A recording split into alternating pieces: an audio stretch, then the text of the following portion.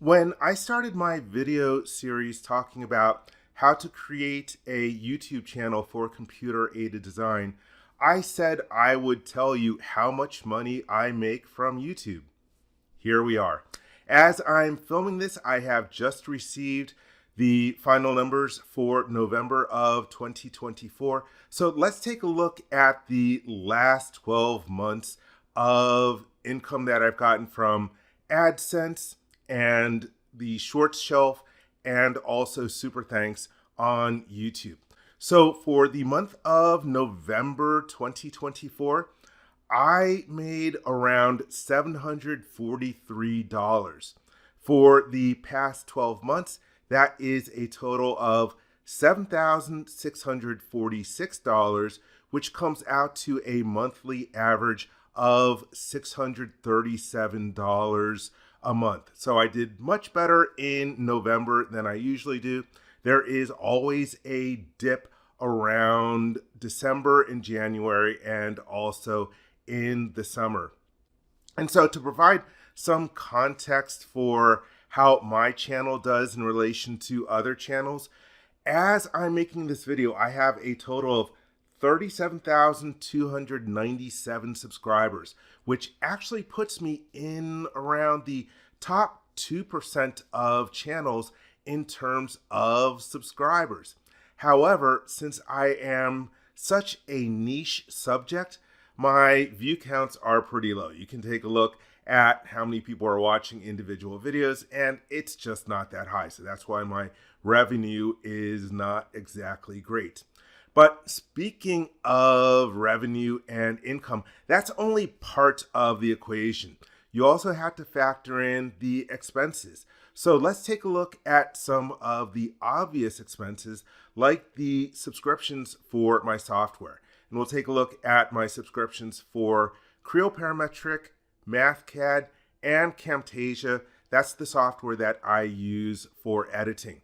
So those three subscriptions come out to a total of $5,856. So when you subtract that from how much money I make, it comes out to a whopping total of $1,790 for the past 12 months.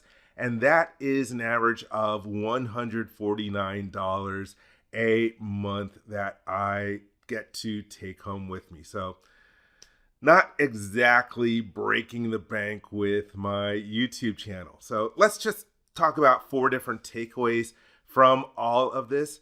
First off, yes, working in YouTube is a labor of love. If you take a look at how much money I'm making on an hourly basis, I would make more in an Amazon fulfillment center or as a greeter at Walmart. But I'm not complaining. I'm very lucky and I'm very happy with being able to bring this to you. The second takeaway is that if you want to help me, well, you can like, subscribe, and share the videos. I know that I stopped saying that in my videos years ago, but it really is true. If you do those 3 things, like, subscribe, and share, it actually does help me out. The third takeaway that I want to bring up, and this is something that is really aggravating. This is something that happens all the time. Please stop reaching out and asking for free consulting, especially if you are working for a for-profit company. You should know that the way that things work is that we exchange compensation for goods and services. And so if you're asking for hours of my time to help you with one of your problems, well, you really should be paying for it. Stop thinking that, hey, I'm on YouTube, so you can ask me to help you for free and I should just give you my time. It's really not a cool thing to ask. And the last thing that I want to mention is that in this video, I talked about the money that I take home from AdSense and Super Thanks and the YouTube Shorts Shelf, but there are other ways that you can monetize on YouTube. Honestly, I don't use most of them, but in an upcoming video, I will talk about those other methods of monetizing on YouTube, but there are also methods of monetizing outside of YouTube. And so I will talk about those different methods as well.